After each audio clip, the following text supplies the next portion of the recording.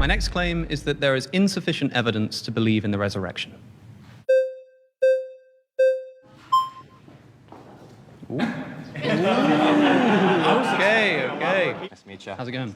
This is a really interdisciplinary question for the resurrection of Jesus. And in my experience, it kind of boils down into two categories.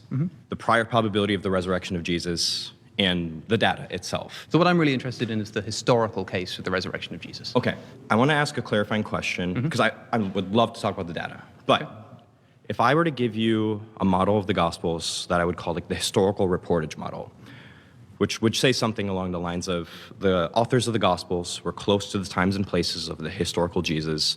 They rooted their historical work in eyewitness testimony and did not feel the freedom to make up historical facts.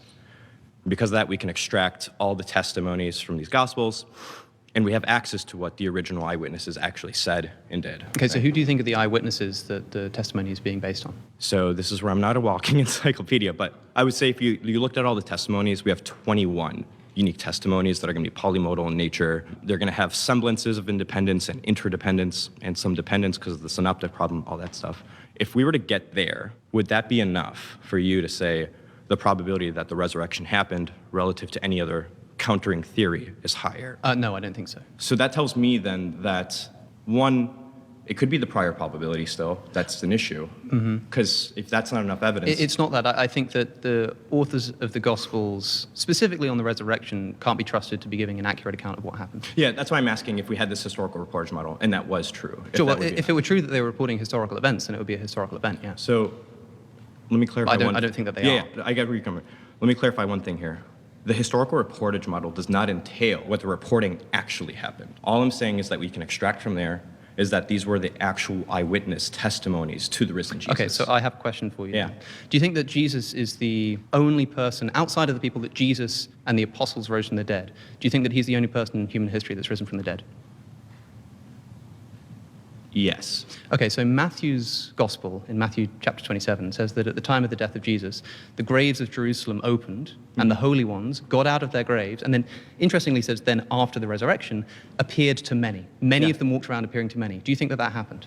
So I would just say that if the historical reportage model is true, then yes. So you think... But, hold on, the problem there is those are also talking about resuscitations most likely, not resurrections. Yeah, but what we're talking about here is the graves of Jerusalem opening and many people getting out of their graves, walking around Jerusalem and appearing to many people. If I say yes, what's at stake there? If this happened, this would be the most extraordinary event that's ever happened in human history. And yet... And then you're going to make an argument from silence from there. Some arguments from silence do work. It is I not understand reported, that, but then that's only one piece of evidence that you're going to use. It's not reported anywhere else. It's not reported in any of the other Gospels. I understand. It's not in Josephus. It's not in Acts. So that's one data It's not point. anywhere. Let's just... Well, but hold on, let me finish this thought, because this is important.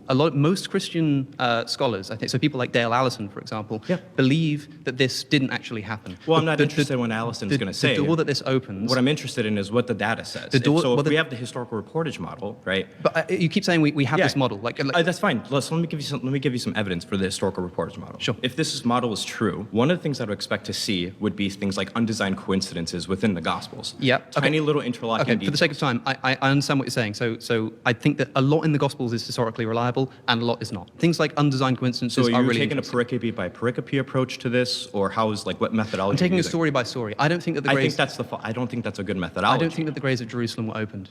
I don't think that there were people walking around the city of Jerusalem. I understand where you're coming from. But if that's the case, then that means that at least the author of Matthew is willing to invent stories of resurrection in order to make a theological point. You're making a big inference there, right? Well, hold on.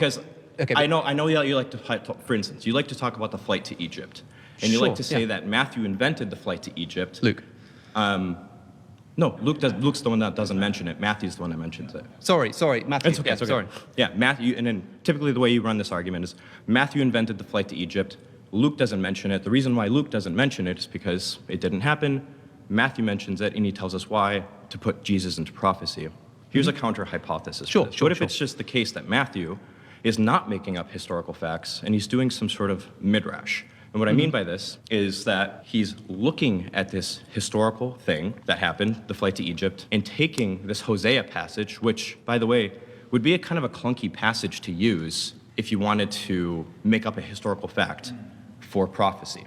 Because that Hosea passage is not inherently... I think we might be getting slightly off... But I have to be allowed to speak here. I think we're getting slightly off topic. The problem with the birth narrative story is not just that a story is being invented to fulfill prophecy, although we're told that that's why it's done. The problem is that it contradicts the other account. That Well, the I'm family totally go, fine with the that. family So, stay in if you look at the birth narratives altogether, I think there's room for one discrepancy, and that is Egypt and Luke Jerusalem? doesn't mention it. I well, think well, that's... well, Luke says that they go to the temple.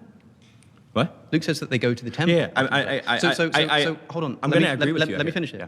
Luke says that the family go to the temple and present Jesus in Jerusalem. Matthew says that they go to Egypt. They're very far away from each other. And we're told that they stay in Egypt until after the death of Herod. This is a contradiction.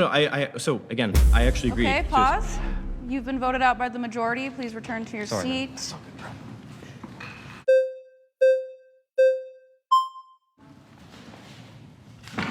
Good to see you again. Good to see you. Okay, so historical case for the resurrection. Well, before we get there, actually, my main contention had to do with the example that was just brought up about the flight to Egypt. I mean, we can talk about it, but what I really want to know here is how we know that the resurrection of Jesus historically happened. Right, okay. So can I start with the question for Yes, you, for please. example? Do you believe that the graves opened and that the holy ones were walking around the city of Yes. Jerusalem, appearing to many people? Yes. Why is this not reported in any other Gospels, any other historical account, anywhere, I given that understand. this is the most extraordinary thing that's ever happened in human history? Right. So the Also, sorry, I don't mean to interrupt, please. but also crucially, Matthew says, at the time of Jesus' death, there was a huge earthquake, the Yes. second earthquake, the graves opened, and that then the holy ones appeared to people after the resurrection Right. to many. So Right. there's this very, very strange passage, which seems strange on the surface, but Right, also right. says that the graves opened at the time of the crucifixion, but they weren't walking around and appearing to people until after the resurrection. It seems confused, it seems contrived, unless they were like hanging out dead in open graves for like 3 days until they got up or something. It's a very, very strange passage, which I think has no historicity behind it. Sure, but that's not the same as the claim you originally brought up, which is the resurrection of Christ himself. Yeah, so what I'm trying to say is if that's So unlikely... if I were to, I understand. So if I were to connect the two, what I would say is